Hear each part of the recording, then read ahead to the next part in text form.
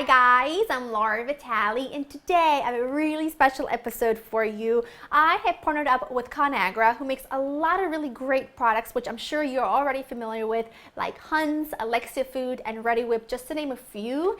And we partnered up to bring you my pasta with pancetta and cherry peppers. It's so easy to make, it's absolutely delicious, and since Valentine's Day is right around the corner, I figured this would be a great recipe to share it with you because you don't want to go to a busy restaurant, a loud restaurant, to go ahead and have a date with your loved ones. Make it at home. There's no better way to tell someone you love them than through food. Am I right or am I right? I mean, that has been my message here for years. And with products like Hunt's and like Alexia, it's just there's no better time than to make a really delicious meal in the comfort of your very own home. And today's recipe is a childhood favorite that I've loved for years. It was one of my mother's staples growing up because she has an obsession with anything cherry peppers. And I'm really excited to share it with you. It's really, really delicious, but it's so easy. It just requires a handful of ingredients. Let me take you over them so we can get started.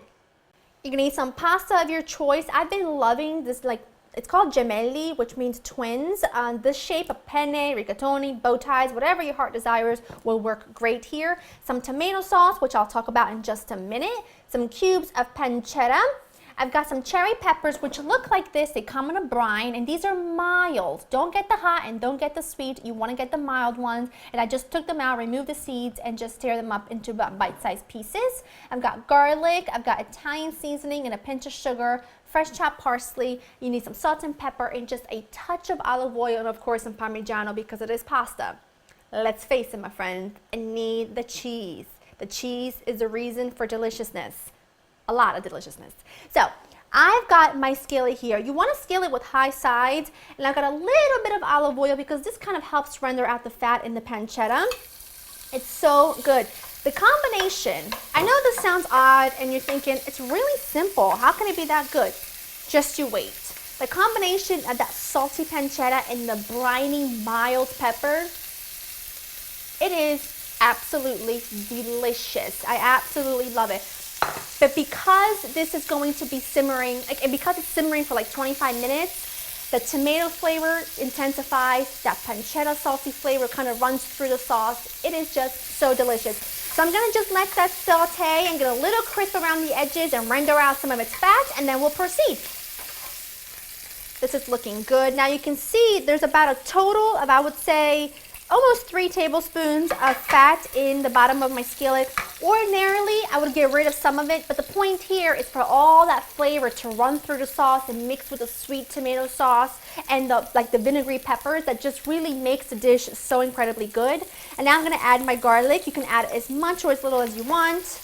I added about 4 cloves. And the great thing about, some people say, well, why are you eating garlic and onions when you're making a romantic meal?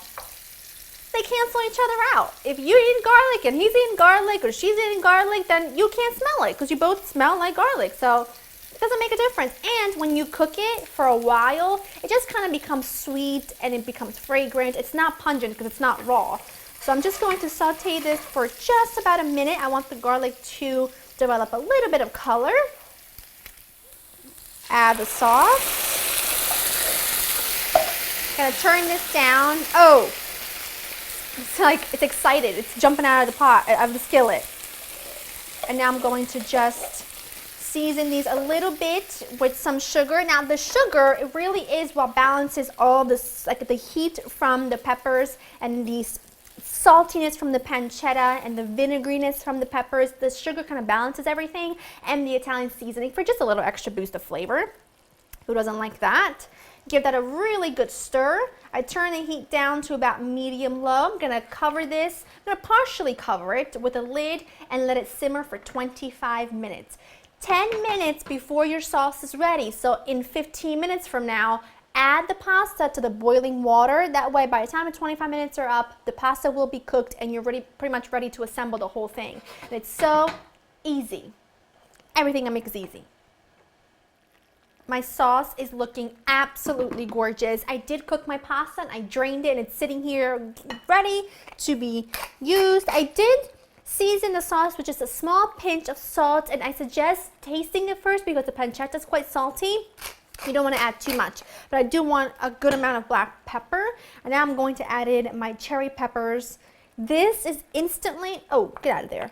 Instantly going to add such fantastic flavor to the sauce. You can start to smell like that vinegary brine. It's so good. I don't even know what to do with myself. I love the smell of this. It just instantly transports me to like my childhood because I remember eating this so often. These peppers are like a staple in my mother's home. And now I'm going to add some fresh chopped parsley. Oh, it smells so divine in here. I am going to add my drained pasta. Make sure you drain it really well. You don't want it to be watery. I'm going to turn this up just a little bit. Look at that. I'm just so excited for dinner. You have no idea. Joe and I are going to have a nice little date night in. A good amount of parm. You want about a 1/4 cup here because it kind of adheres to the pasta and gets it really just luxurious and delicious. And of course you can put more, and you know I'm going to, on the top as I serve it. But for now, just to mix it with the sauce, I want about a 1/4 cup. And then what I need you to do is give this a really good stir. You want to make sure that that sauce is coating every piece of pasta so beautifully, because a piece of pasta that's not coated well in sauce, it's just sad. I mean, I don't know why one would want to do that. And just kind of, you see what I'm doing? I'm grabbing the sauce from the very edge of the pan and kind of bringing that in. That's a trick my mother taught me as well. And then what you need to do is cover this with a lid, turn the heat off, and let it sit for 5 minutes. And all those flavors will kind of stick to the pasta like almost like glue, edible glue, delicious glue. And then we will be ready to serve it. Look how beautiful that is.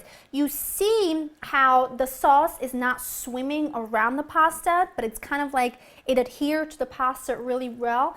That's because we let it sit for a few minutes. It's not, it like became a part of the pasta, which is what I love. And it's a great trick. Every time you make, I'm salivating.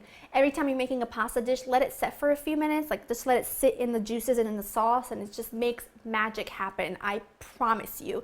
And what's really cool is that if you want to make this recipe, but say you're busy at work or you don't feel like going to the grocery store, click in the link in the description box below. It will take you to this recipe on Instacart, and you will be able to shop for the whole recipe and have it delivered at your doorstep in 2 hours. How awesome is that? So not only are you going to have a great date night in, but you don't have to worry about the hassle of going to the grocery store, having to shop. It's just really simple, and it's really easy, and it's awesome. So make sure you check that out. But I'm going to give this one a taste because I can't take it another second. I need to have a little pancetta. My mouth is watering. A little bit of the pepper and the pasta.